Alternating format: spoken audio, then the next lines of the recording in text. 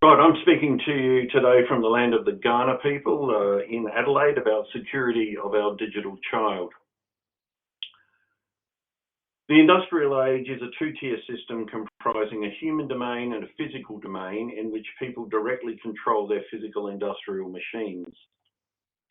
The information age expands this to a three-tiered system in which an information domain now separates the human and physical domains.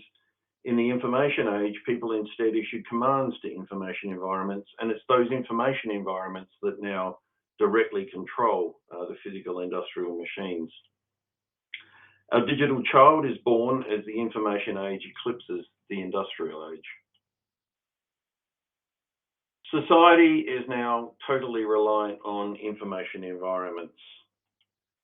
This creates an unprecedented opportunity because we are constructing a digital representation of our physical, information, and human domains and making those representations accessible to anyone, anywhere. But it also creates a security threat because our society's physical, information, and human infrastructure is now totally reliant on information environments. Our physical domain is now totally reliant on information environments, and this includes our critical physical infrastructure. So if someone controls our society's information environments, then they control all of our society's physical industry. Our information systems are also totally reliant on information environments and their algorithms, and these are susceptible to algorithmic warfare or cyber attack. So if someone controls our society's information environments and algorithms, then they control our society's information. And our truth is also totally reliant on information environments.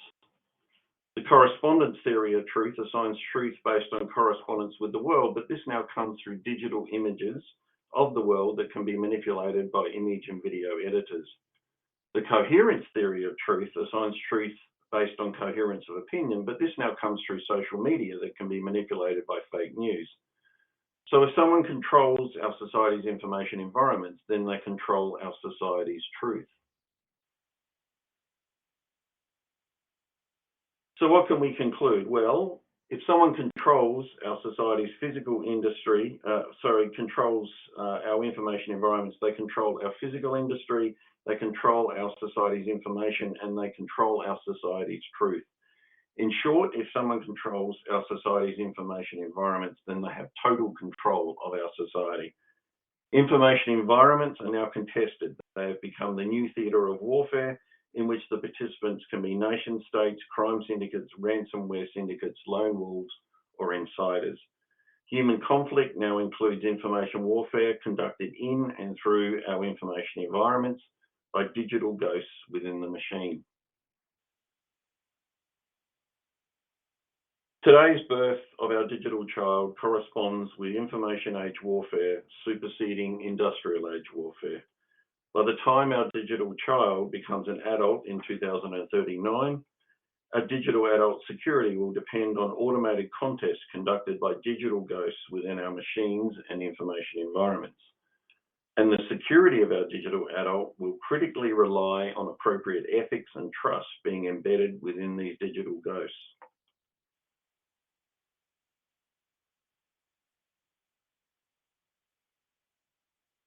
So what happens as our digital adult moves beyond the information age? I contend our digital adult will enter what I'm calling the virtual age. The computer games industry and artificial intelligence committee will combine to deliver immersive technologies beyond entertainment to become mainstream in the commerce, health, education, defence, and other sectors. Why will this happen? Well, computer science has reduced the communicative gulf between machines as electrical and electronic devices on the one hand, and their human users laden with rich conceptualizations on the other hand, by incrementally automating human conceptualization within machines, as shown on the slide. If the virtual age continues this application of the automation principle, then the computer gaming and AI communities will deliver us virtual people, virtual societies, and virtual environments.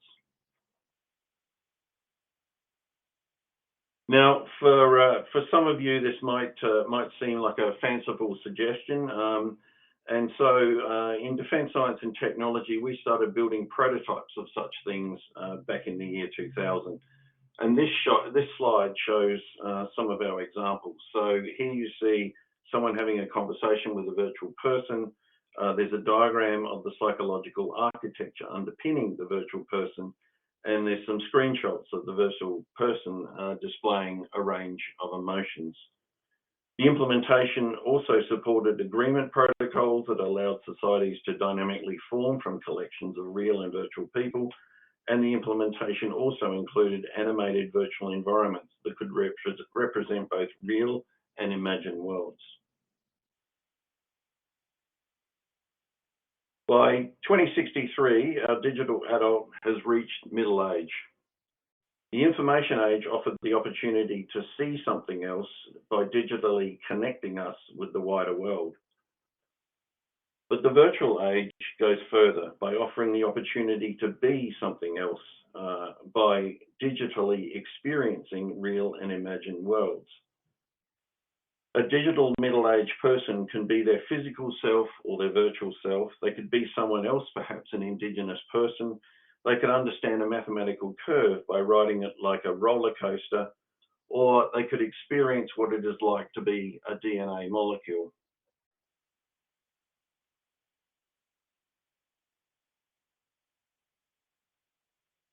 But with opportunity comes threat. The threat of the virtual age depends on what it is we want to protect and secure. How should we balance our digital person's life between the real and virtual worlds, including, for example, the threat of virtual addiction?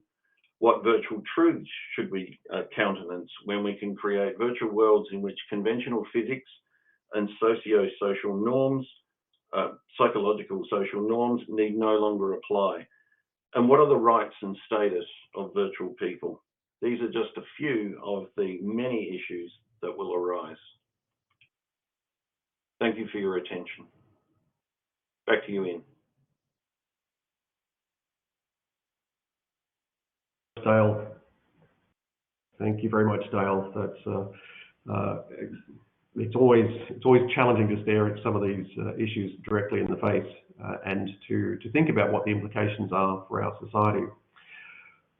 We're going to now have a complimentary presentation by Rory Medcalf. As mentioned, he's Professor and Head of the National Security College at the Crawford School of Public Policy. So Rory, over to you. Look, thanks very much, and it's great to be here. I'm joining you from Canberra, from the traditional lands of the Ngunnawal people.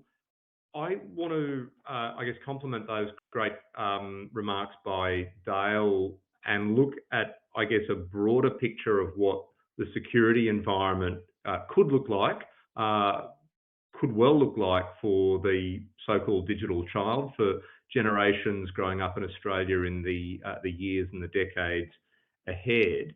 I'm just going to start very briefly by reminding us of that fundamental question of what is security. It's one of those words that we all think we know what it means. We've all got different conceptualizations of.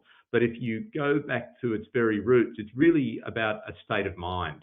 Yes, it's about physical protection, but there is no such thing as absolute security. It's about that state of mind. In fact, if you take the Latin origin of security, it literally means without care, no worries. So what I would say is that we're looking at the security of new generations in terms of achieving a kind of a worldview or a perspective where they can engage confidently with risk, not achieve absolute security. And that will apply both as individuals, but also as a society, indeed as a nation state.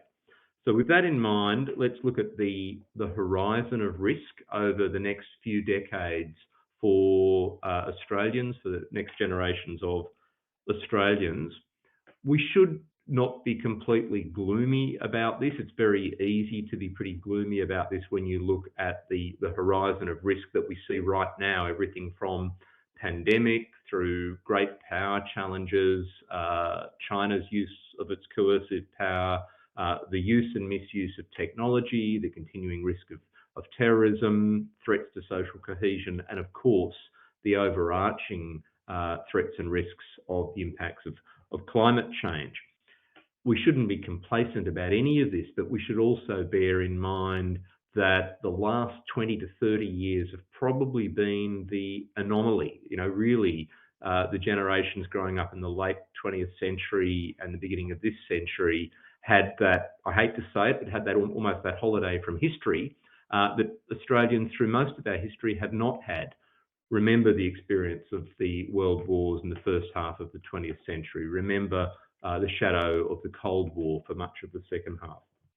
So, what is the horizon of risk for our digital child for the next few decades, moving to mid-century? And what are some of the, the opportunities for society and governments in mitigating that risk? Just a few things to get you thinking about. Firstly, a lot of the risks we can already see on the horizon at present. The next 10 years are going to be very, very influential in shaping that security environment for much of the rest of the century. There is the question of how states behave in a very competitive international environment, the tensions around particularly the way that China is using its growing power in our region, the Indo-Pacific and globally. How is the United States in particular responding? But how will Australia and other countries in our region, India, Japan, Indonesia and others, respond to these tensions? The risk of coercion, military force, even war, but also the more prevalent day-to-day risks in a competitive environment that Dale spoke about.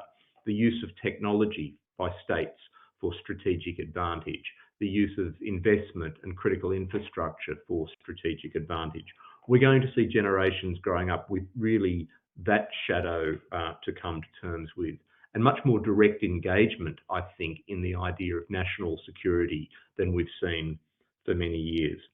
There's also the domestic dimension. Even if internationally states succeed in managing their differences without confrontation or war, threats to our sovereignty and our economy, what about the security picture at home? We've already heard quite a lot about the engagement with the information environment, with digital technologies. I think there will be and is, if you like, a kind of a fairly cynical awareness, a loss of innocence, if you like, that new generations will automatically recognise that their connection to the economy and to the information ecosystem is going to be a source of risk and security anxiety. But hopefully government and society can engender a new maturity in engaging with that risk so that individuals grow up with a very strong sense of awareness, protecting their privacy, protecting their political freedoms, protecting their engagement with democratic institutions. There will be risks, I think, to Australia's social cohesion. We've got to remember what a grand experiment a multicultural federated Australia actually is in the history of our region and the world. And I think the challenge there will be a tension between individuals wanting to simply get on with their lives as opposed to individuals recognising the need to engage more actively with the political process, to be engaged in society, in politics, to protect those democratic institutions that really have allowed so much individual freedom to flourish in Australia. And the risks to that social cohesion could come from foreign states seeking to interfere in political processes, as we've seen with particularly the Russian interference in the US elections in recent years. They could come from dissatisfied elements within our own society, if you like, the challenge to accepted notions of truth, the rise of coordinated misinformation, disinformation, political violence. Terrorism is, if you like, a fact of life in many countries today and needs to be managed and kept in perspective. We can't let fears of terrorism dominate our daily lives, but we do need an effective national security response. And of course, and I'll begin to wind up on this note, risks to our social cohesion more broadly. The need to protect privacy, political freedoms, but also to inculcate a greater sense of responsibility for our collective future and collective destiny. Those are going to be the kinds of challenges that policymakers, but also communities, indeed parents, are going to face in preparing new generations for the challenges ahead. I'm not all gloomy about this, even if it's hard not to sound that way when you're focusing on security in your remarks. We've got to think also about the extraordinary capacity of Australia. This is a nation that is often not always mobilised as the sum of its parts, but I think the ultimate challenge is going to be for our political class and for politically mobilised communities to rebuild a greater sense of common purpose in a democratic Australia. Education will be absolutely key here. And of course, as a parent myself and seeing the, if you like, the engagement of new generations at school age with thinking critically about the world, with engaging with science and evidence, I think that we still have enormous potential in this country to meet these challenges. We have to go forward with our eyes open, and I think that is going to be the challenge for the digital child. I'll pause there. Thank you.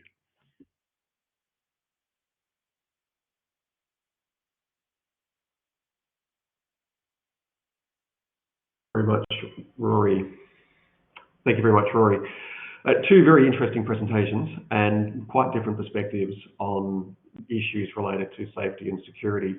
Dale, I'm going to ask you a question first, and I think it's absolutely important for us to really steer into these issues, simply because if we don't, then we essentially are not equipping ourselves to have the appropriate conversations about how we would operate, how we would live in that future digital world.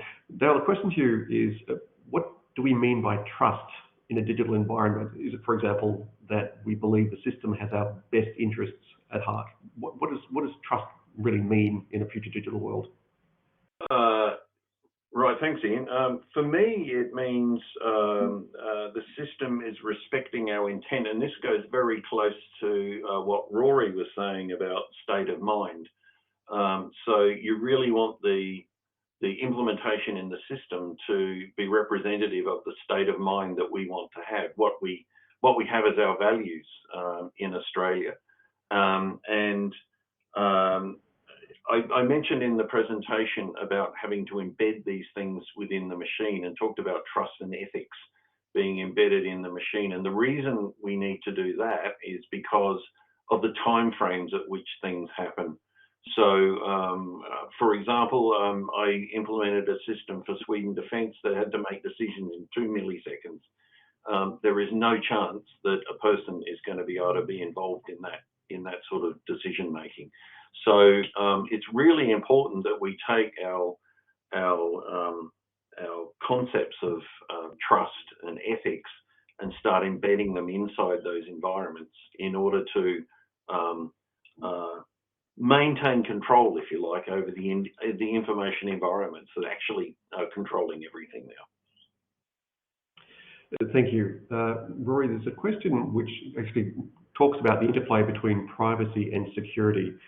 And the question really talks about the unintended consequences of pushing to ban encryption and then trying to enable surveillance in some economies. I'm just going to ask you the more general question of the interplay between encryption and the ability to surveil or sense the world around us. What do you think the consequences are of limiting access to encryption and or the interplay with between privacy and security? So look, it's a great question, and it's one of those that really frustrates policymakers.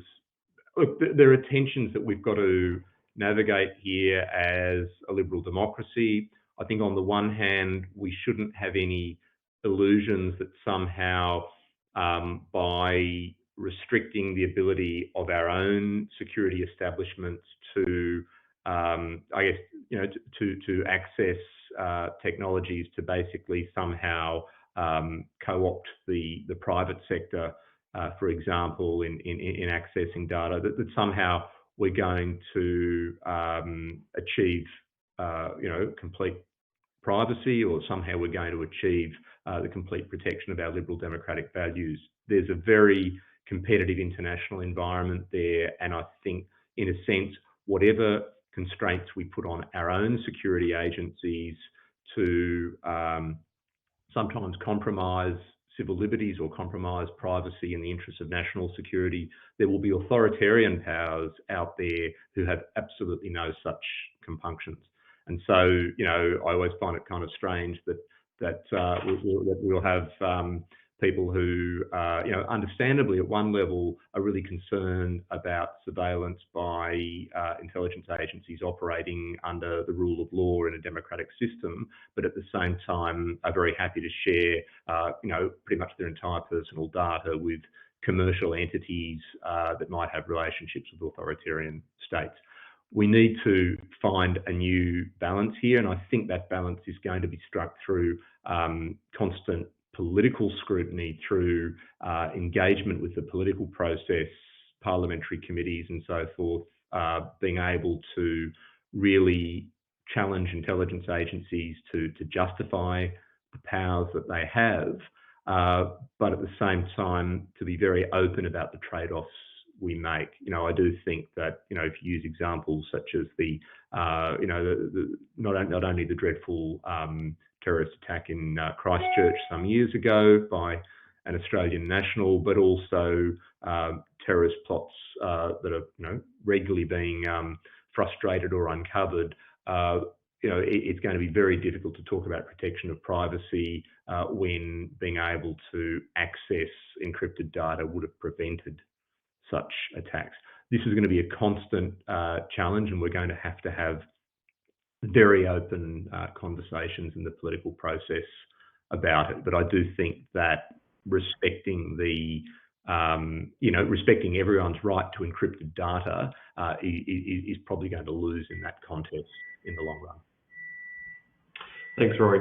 Dale, there's a question we're going to ask you. It's about upskilling individuals around security, but I'd like to frame it in a slightly different way. One of the reasons for taking this long-term perspective or longer-term perspective, talking about the life of a child, is really trying to attempt to force us to think decades into the future. And one of the fundamental underpinnings of such an approach is that we know that cycles of technology are speeding up. The advent of new technologies potentially will go through many, many different cycles during the life of that child. I've asked the question a couple of times, will data still be an issue 10 years or 20 years or 30 years from now? But in the world of security, it's often stated that it's the people aspect, which are some of the weakest points in the security of systems. So the question, I'd like you to think about that longer term perspective, but the question is phrased around how can we help individuals, old and young, to have more skills in security. We know now it's about passwords and social engineering, or recognizing social engineering. What can we do in the longer term, over decades, to ensure what can we do with the people element of security as we think through the next decades? Right. Short answer is education, obviously, right, we have things like the ASB Essential 8 that people should practice, but it's more complicated than that, and I think it's about exposing the extent to which people are vulnerable in the things they do. For example, in the previous question about encryption, so people may not appreciate the fact that even when you have encrypted data, you can analyze the packet flows of the encrypted data inside the communication networks, and you stand a very good chance of understanding what they're doing. So things like that. One of the examples I had in my slides, which I didn't talk to, but was about adversarial machine learning. So there's been a lot of discussion today about machine learning. There's an area called adversarial machine learning, which is where you insert data into the data stream very deliberately to cause things to appear and disappear in the outcome from the machine learning algorithm. So you can actually control what the machine learning algorithm, the conclusions it comes up to, on the basis of injecting data into the system. So there's all this kind of stuff that most people probably aren't very aware of. And I think part of the game is making those things more exposed so people understand what the vulnerabilities are. On the human side, we have a team of psychologists in our organisation that can run a bunch of instruments which will assess someone's vulnerability to these things based on their personality types. This is being used in various organisations. We don't use it to go in there and say, sack this person because they're a risk. But what it has been used to do is to give an overall profile of what the risk is like within a particular organisation. So the individuals, the results of the individuals are masked, but the overall summary of the risk of that agency is revealed. So it's all these kinds of things. Thanks, Dale. And one of the things about cybersecurity, of course, is we don't ever arrive at a cybersecure environment. It's an ongoing activity because, of course, the world is changing around us, and it's a very dynamic environment. I want to get back to a question around trust and ethics. And the question is a different take on the same question which has been asked of some of the other presenters. And the question goes along the lines of ensuring that we have trust and ethics embedded in the machine is critical. And let me use some air quotes around in the machine. Does it require data and computer engineers to have a better understanding of ethics, the rule of law, and other foundational values? That's the question as written. The follow-on or the kick-up I want to put around that is, how do we ensure as we think about the decades of the future, how do we ensure that we are doing appropriate things with technology, specifically thinking about defence and security? We have heard about the countries taking moratorium on autonomous weapons, for example. These are technologies which we will not use, statements along those lines. It's very, very clear in a situation like that, until you arrive at a context where you have another country that won't take that moratorium. But that space in the middle between those black and white cases, what do we need to do to ensure that we're doing appropriate things with technology as we increasingly move forward over the coming decades? Is it a simple matter of making sure that computer engineers have ethics and rule of law training before they're released on bits and algorithms, or is it something else? I'm happy to jump in on that. Rory or me? I'll jump in first, and then Right. Dale, I'll leave the hard bits to you. No, look, I mean, broadly, it's something of a self-answering question. It's an important question, and I think the short answer is absolutely in technology design, whether that design is occurring in Australia or other democracies, or whether it's technologies we're making use of. Of course, ethical principles need to be raised and addressed in the design phase. But I would just say it's not enough to somehow put the onus on design, on engineering, to put the onus on that end of the process. It's the use of technology every day that's going to require ethical decisions, and that ethical sensibility is something that needs to be instilled in policymakers, in policy leaders, and frankly in ordinary citizens as we make our own decisions about using technology. Ironically here, I would say militaries are often ahead of the curve. I think the ethical training and ethical awareness in militaries is often much greater than it is in other parts of the policy apparatus or civil society in democracies, or certainly in the private sector, because militaries are making life and death decisions every day. And when they get it wrong or do it wrong, as we've seen in the scrutiny on behaviour of a very small number of special forces in Afghanistan, it becomes a major national scandal. So in fact, ethical sensibility's got to become mainstreamed. I'll leave the rest to you, Dale. Yeah, so in answering the question, would I leave it up to the computer engineers? Absolutely not. I'm a huge fan of multidisciplinary approaches to things, and when it comes to something like embedding ethics in machines, you need to understand ethics. And ethics is not like every other discipline. Ethics isn't just one thing that people understand. There are different schools of thought. So there are Aristotelian ethics, there are consequentialist ethics, there are Kantian ethics. And so part of the challenge here is not just how do you code this stuff up, it's also what kind of ethics do you want to have in your system.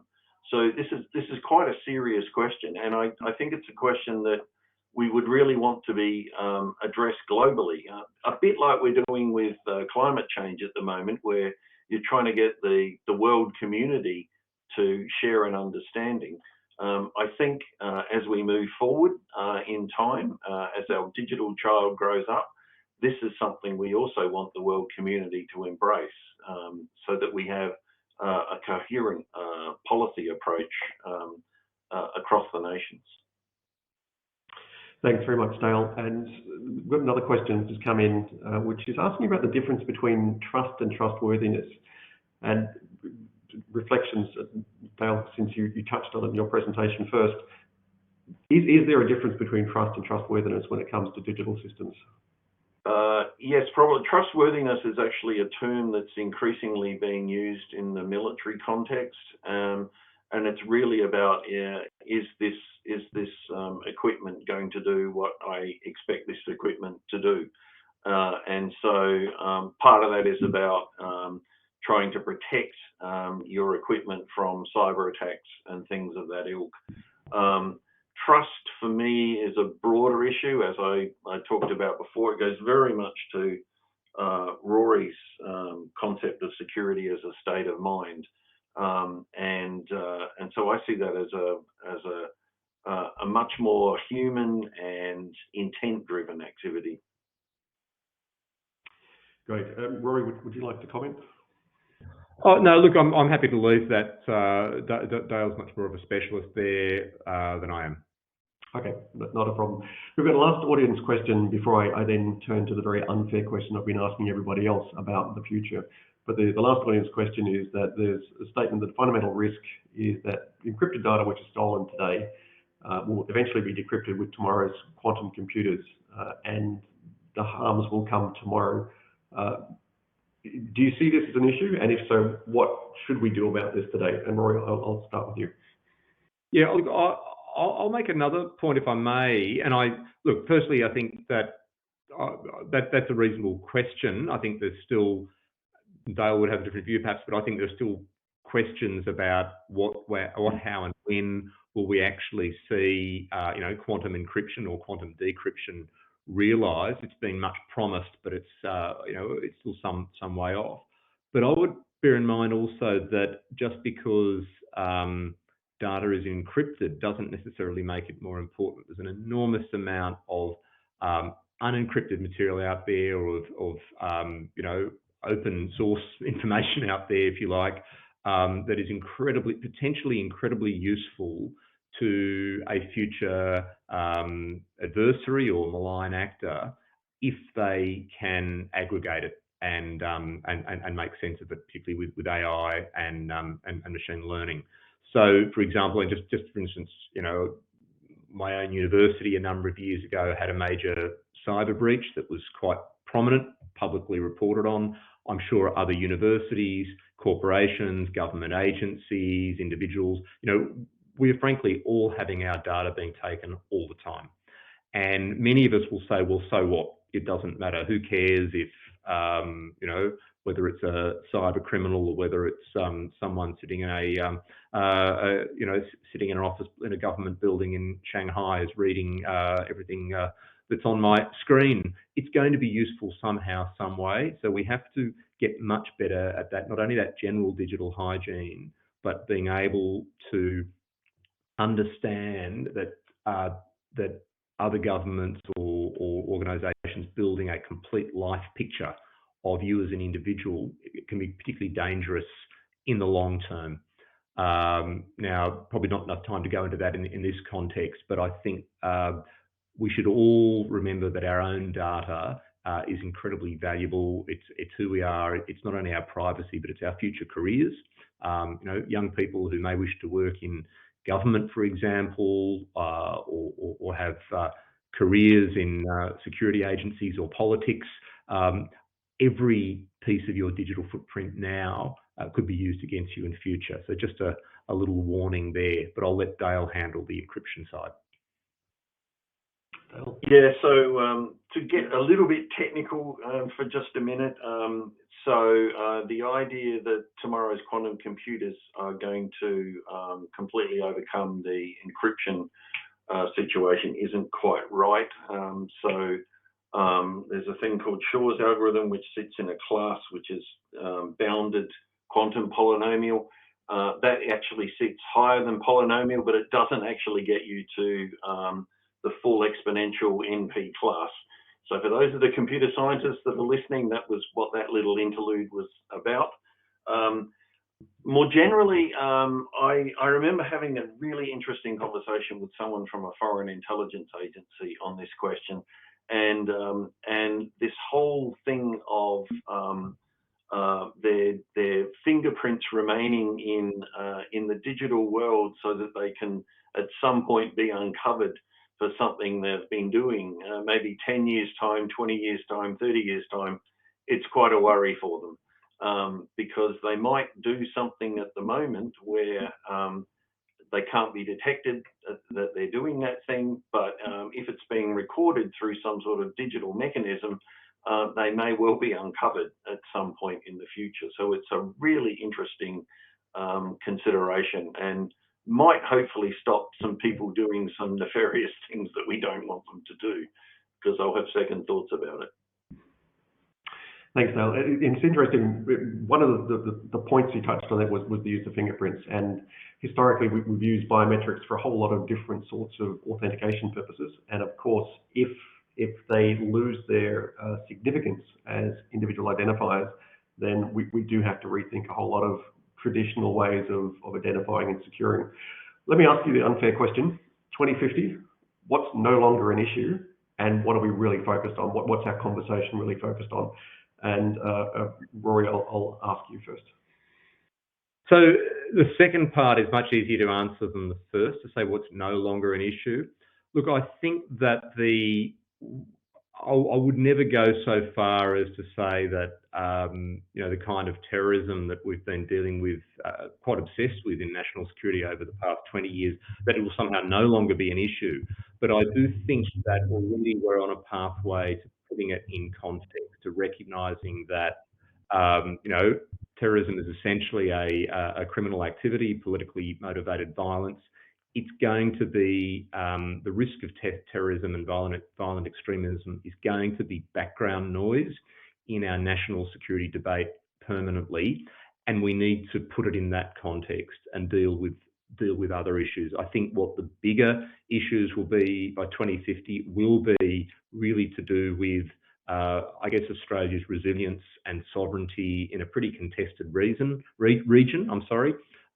Relatively speaking, Australia will probably be a less powerful country than we are now, and that's a very sobering thought. And I think in particular, and I'll end on this note, is the need to draw up the connections between national resilience, the security of our energy supplies, the sustainability of our society, the environmental sustainability, to connect all of that with the idea of national defence and our security in a competitive world. That's going to be the big question. So I guess the good news is that the barriers between security and economics will break down. The bad news is it's going to be very hard to turn that into a practical policy agenda that the government can operationalise. So it's going to be tough, but I think citizen engagement in national security will be a big part of the solution. Thanks, Rory. Dale? I'm hoping that we won't have to worry about information warfare by that time, because we would have had some sort of stabilisation and national agreement and international agreement around what's reasonable and what's not reasonable. In terms of opportunity in that time frame, I talked about 3 different ages: industrial age, information age, and virtual age. It's easy to underestimate how important the virtual age will be, because it basically lets human ingenuity off the leash. You're no longer restricted by a lot of the physical constraints and things that we've all grown up with, and I think it's opportunity space, and it's really up to how imaginative we can be in exploiting that opportunity.